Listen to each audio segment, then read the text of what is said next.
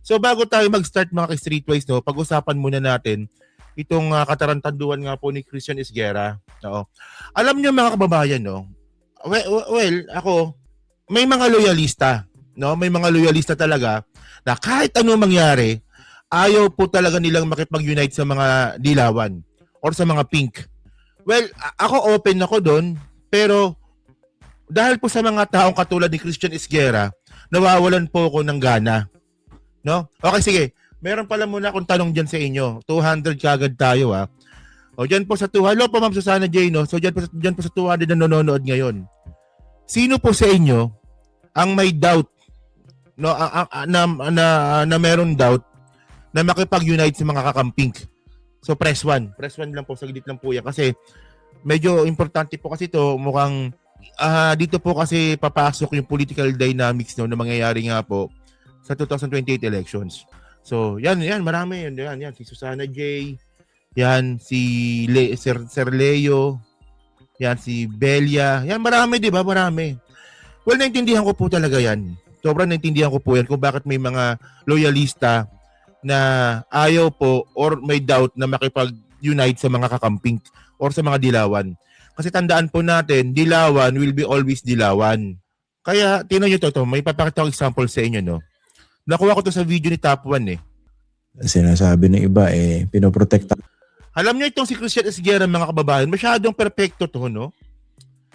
Kung magsalita, akala mo napakatalino, pero sa totoo talaga, bugok din talaga to eh. Honestly, bugok yan. To, tinan nyo to. Sige. Natin. Sinasabi ng iba pinoprotektahan mo si Bongbong Marcos. Hindi nakikinig eh. Diba? Kakasabi ko lang kahapon eh. Ulit-ulit ka naman sinasabi ito eh. Kung mapalusutan ka dito sa mga insurgents. Tinan nyo sa mga video nga po ni Christian Esguerra, hindi ko po narinig na sinabi niya President Bongbong Marcos. No? Oh, di ba, mga kababayan? Di ba, well, ako nanonood ako sa videos minsan ni Christian Esguerra kapag gusto ko yung guest. Pero siya bilang host, bugok po siya. Tama, di ba? Malamang yung karamihan po sa atin, minsan pinapanood po si Christian Esguerra. Kasi yung guest magaling. Yung guest, meron tayong gustong malaman sa guest. Pero pagdating po sa hosting ni Christian Esguerra, well, marunong magtanong, pero bugok po talaga yan. Oo. Masyado siyang self-righteous. O for example, di ba, meron silang programa ni Ronald Llamas. Hindi ko siya pinapanood dahil sa kanya. Pinapanood ko siya dahil ando si Ronald Llamas. For example, si Christian Esguerra, ang ini-interview niya si Trillanes. Panonoorin ko talaga yan kasi Trillanes yan eh. Pero hindi ko siya pinapanood dahil nandun siya. Especially ito tingnan nyo sobrang bastos nga nito eh. Ni minsan, hindi ko po siya narinig na sinabi niya, President Bongbong Marcos. Hindi ko siya narinig na sinabi niya na ganon. Bongbong Marcos lang yan. O, di ba doon pa lang mga kababayan, no? Makikita natin na hindi niya po talaga recognize na presidente si PBBM. O, pero ito malupit. Ulitin natin yung video Sige, tinan nyo to. Sinasabi ng iba pinoprotektahan mo si Bongbong Marcos. Hindi nakikinig eh. Diba? Kakasabi ko lang kahapon eh. Ulit-ulit ka naman sinasabi ito eh. Kung mapalusutan ka dito sa mga insertions na ito, dalawa lang. Either tanga ka o kasabwat ka. Or both. Napaka-self-righteous ng buhaka ng ina. O nga pala, andyan pala si Banat Boy. O ano pala, sa hindi pa po nakakapag-subscribe kay Banat Boy, subscribe niyo po siya, no? Oo. Di ba? Kung hindi daw kasabwat, tanga daw. Or both. Putang ina talaga, no? Ayos no? Sige nga, okay, ganito. Kung naniniwala pala si Christian Esguerra na may kinalaman si Presidente Bongbong Marcos, dapat siya nag-file ng impeachment complaint. Alam niya pala eh. Kung hindi pala tanga, both no? Kung hindi pala tanga, kasabwat or both. Bakit hindi siya puta talaga, nabibisit na naman ako eh. Nabibisit.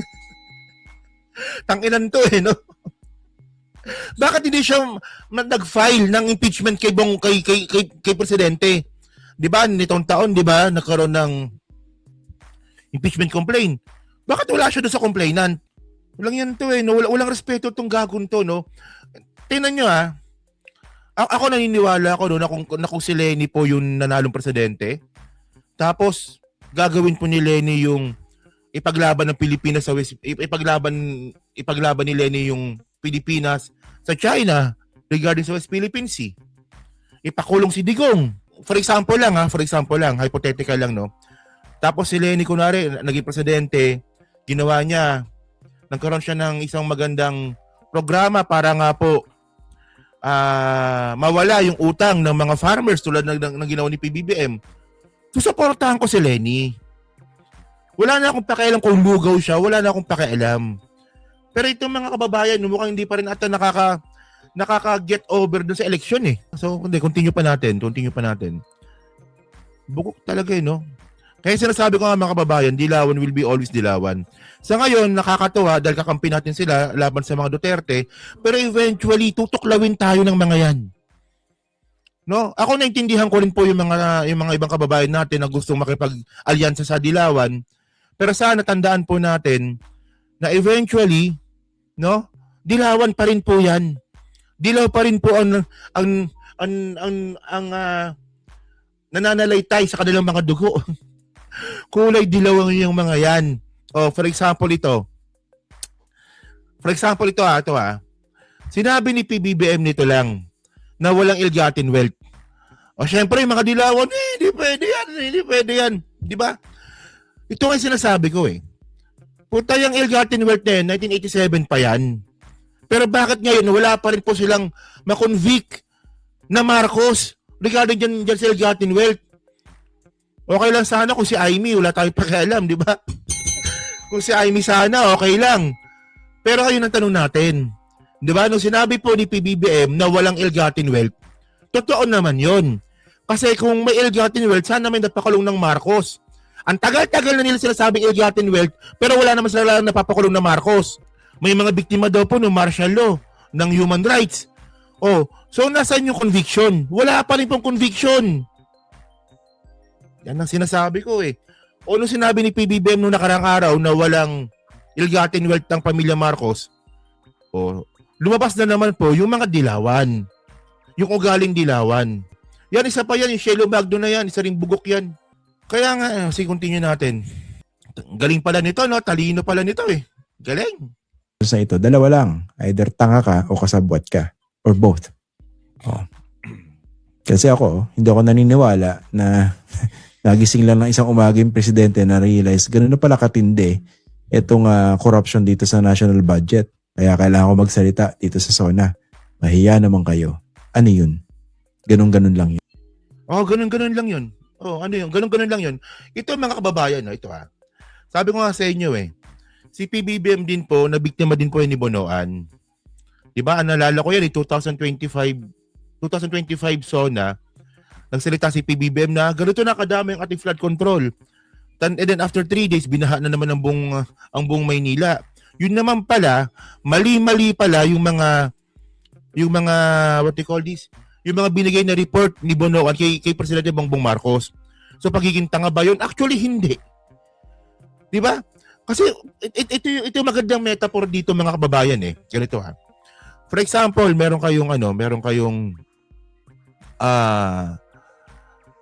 estudyanteng anak, kunwari, di ba? Binigyan nyo ng pera. Oo. So, in good faith, binigyan nyo ng pera yung anak ninyo, sabi mo nyo sa anak ninyo, ito pang-enroll nyo to. Pang-enroll mo yan, ha? So, in good faith, no, ibibigay mo yung pera. Ngayon, syempre, obligasyon na ng anak mo na mag-enroll. Ang ginawa ng anak mo, hindi nag-enroll. So, kasalanan ng tatay? Ganon din yun, Christian Esguerra, tatay ka din, buha ka ng ina ka. Ang tanga-tanga mo. Di ba? Ganon yun eh. So, nagbigay ng budget. Syempre, in good faith, ang presidente, in good faith, itong mga congressman na to, in good faith, gagawin nila yung mga trabaho nila. And then, iakat ngayon yung pera sa, yung budget sa Senado, in good faith, naniniwala ang presidente na, in good faith, gagawin ng mga senador yung trabaho nila. Kasi trabaho nila yan. E ang problema, umabuso. Kasalanan ng presidente yun? Pagiging tanga ba yun? Hindi. O nga, no, si ano rin, di ba? Bakit nung panahon din ba ni Pinoy? Kung kukunin natin yung logic ni Christian Esguerra, ha? Bakit nung panahon ba ni Pinoy, yung PDAP, nagising na lang si Pinoy na, ay, may PDAP na. Tapos lahat ng mga akusado, mga oposisyon, kung kukunin natin yung logic ni Christian Esguerra, ha? Nung panahon din ni Pinoy, ganun din. Ay, pagkagising ko, meron ng PDAP. Ay, ito lang yung mga sangkot, yung mga oposisyon. Sablay talaga, sablay, oh. Sablay. Ano yun? Ganun lang yun. Ha? Again, dalawang bagay lang yan. Incompetence or complicity. Ayan. Syempre, So, dalawa lang daw yan, no? Okay. So, ngayon, mga kababayan, no, ito actually, hindi na lang ba kasi naging masaya si Christian Esguerra na mas di hamak naman na mas maganda ang pamumuno ni Presidente Bongbong Marcos kumpara kay Digong. Sinasabi naman po natin mga streetways, no, na wala namang perpektong gobyerno. Kahit saang parte ng bansa, no, walang perpektong gobyerno. Pero hindi mo lang ba maibigay, no? Hindi mo na kayang suportahan, sana man lang, respeto mo man lang sana bilang presidente ng Pilipinas. Ang sinasabi ko ng mga kababayan respeto man lang niya sana na ito, si Bongbong Marcos, presidente ng Pilipinas. Sana makasanayan ko man lang na tawagin siyang President Bongbong Marcos no bilang respeto sa opisina. Hindi, pero totoo yan, ano yan talaga, feelingero talaga yan Naalala ko yan, no, nung tinanggap ko nga po ni Yusek Claire Castro, no, yung posisyon bilang Yusek at spokesperson nga po ni PBBM. Itong si Christian Esguerra na imbierna. Nung na imbierna bigla, pinagalitan si Yusek Claire Castro on air. Bastos nga yan. Kala mo napakagaling, no? Nakala mo napakahusay na ano ba yan? Journalist ba yan? Vlogger na katulad lang namin. Alam nyo lang kasi mga kababayan, no? Ang lumalabas lang dito kay Esguerra, lamang lang talaga siya sa amin kasi meron siyang koneksyon. Ikaw ba naman nasa media ka, hindi ka mawawalan ng koneksyon. Ganun lang yun Pero kung, sabi ko nga kanina, kung walang koneksyon yan si Christian Esguerra, magla-live lang yan mag-isa. Ewan ko lang kung may manood. Ewan ko lang kung aabutin ng 200 yung manonood sa kanya kada live niya. Sige, ano niya lang, i-analyze nyo lang. I-visualize lang natin. Si Christian Esguerra, walang guest. Wala siyang guest. Mag-isa lang siya magsasalita. Parang ganitong ginagawa ko, mag-isa lang siya magsasalita. Katingin nyo ba aabot ng 300 o 200 yung nanonood sa kanya? Wala no? Wala Ampaw Saliwa Tingnan nyo yung ginawa nila sa sa PhilHealth. Palpak no? Palpak din. Basta maraming palpak yan, okay. So, correct, sinita. Totoo, sinita niya si Yusek Claire, di ba? Ikaw ba, Christian Esguerra, kung magla-live ko mag-isa, kaya mo ba mag-bell? Ako kaya ko mag-bell. Tax evader. Okay, ito mabigat to Ito mabigat to Okay. Sagutin natin to Ang laki po ng kinikita ni Christian Esguerra sa channel niya. Ang laki po ng kinikita niya. So, ang tanong nga dito, nagbabayad ba siya ng tax? Ayun ang tanong dito. Baka mamaya di nagbabayad ng tax yan. So kami ba ang mga vlogger nagbabayad ng tax? Di ba? So kami po kasi magulo po yung sa amin. Sa aming mga malilit na vlogger, magulo po yung batas kasi meron pong batas. Sabi to ni Mark Gamboa, no, na kapag less than 300,000 yung sinusweldo mo kada buwan, hindi mo kailangan magbayad ng tax. Pasok kami doon. Di ba? Si Mike hindi. Di ba? Pero si Christian Esguerra, mga kababayan, ano yan putang na. Hindi, ito una sa lahat, hindi po ako nakikipagkompetensya sa kanya. No? Hindi ako nakikipagkompetensya sa kanya kasi una sa lahat, journalist po siya dati. No? Marami siyang koneksyon at wala ako nun. Hindi ako makikipagkompetensya sa kanya, ano ko tanga. Diba? Pero dito, sinasabi natin dito, yung sinabi niya nga po na tanga yung presidente, nakasabwat ang presidente. Diba? Kung gano'n naman pala paniniwala niya, bakit puro siya daldal? Yan ang sinasabi ko Bakit puro siya daldal? So kasabot pala yung presidente, sabi niya, bakit hindi siya mag-file kasama ng Makabayan Black? No, ito ang paniniwala ko, si Bongbong Marcos ay tanga. Ito ang paniniwala ko. Oh. Hangga't walang ebidensya, ang tawag doon, chismis. Ang tagal-tagal mo ng journalist, chismoso ka pa din. Dapat, mga kababayan, no, kapag may bintang, may ebidensya. Di ba? Oh, so ganun ang point dito, mga kababayan, no. So alam nyo, ganito parang DDS din to, no. Di patunayan mo na hindi tanga si BBM. Gago ka ba? Kayo nagparatang na tanga eh. Di kayo patunayan yung tanga. Ay, ano ba yan? Grabe, no. Parang DDS din pala itong mga hayop na to, no. Ano yan? Meron din bang, Christian Esguerra Fans Club? may ganun din pala, no. Christian Esguerra Fans Club. Oh. So, subsupin nyo, no? Subsupin nyo yung utin ni Christian Esguerra. Oh. So, ayun nga yung point natin dito. Di ba? Ayun na challenge natin kay Christian Esguerra. Subukan niya mag-livestream mag-isa.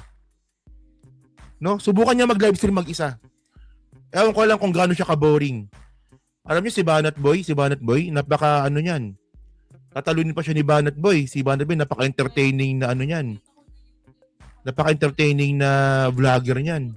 Yan, so actually nadaanan ko lang yan kasi pinasa lang sa akin kanina ni yan eh. Ni Ballpoint man ba nagpasa sa akin ito? Kanina. Kaya bakit binabanatan ni Top 1? Retired na police yun. Okay na yan. Tapusin na natin yan. Okay na po yan.